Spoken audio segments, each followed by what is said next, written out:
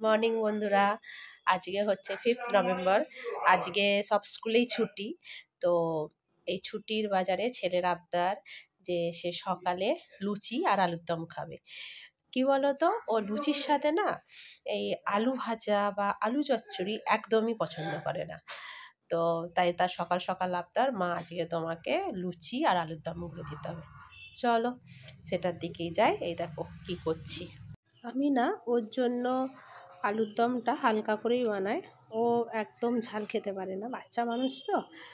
তাই আমি জাস্ট একটুখানি গোটা জিরে আর তেজপাতা দিয়ে আলুর দমটা করি, আর শেষে একটু গরম মশলা ছড়িয়ে দিই, ব্যাস। এই দেখো ময়দা মাখা কমপ্লিট। আর এদিকে লুচি হবে শুনেছি, দেখো।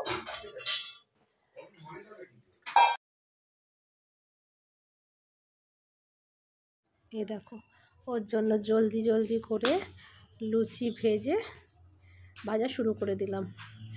ও আর থাকতে পারছে না।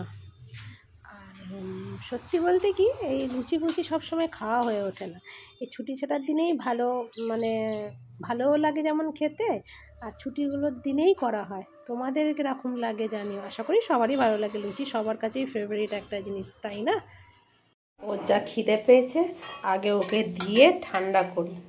সে লুচির গন্ধ পেয়ে এখানে এসে দাঁড়িয়ে আছে, কখন ওকে দেবে। চলো ওকে দিই, ও ততক্ষণ খাক।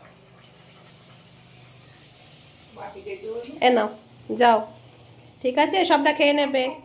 আর এদিকে ছুটি বলে দাদু নাতির জন্য চিকেন এনেছে। আর চিকেন এলেই সবার আগে আমাদের যেটা করতে হয়, ছেলের পছন্দের এই ছোটো ছোটো যে উইংসগুলো হয় না, এই উইংসগুলো ফ্রাই করতে হয়।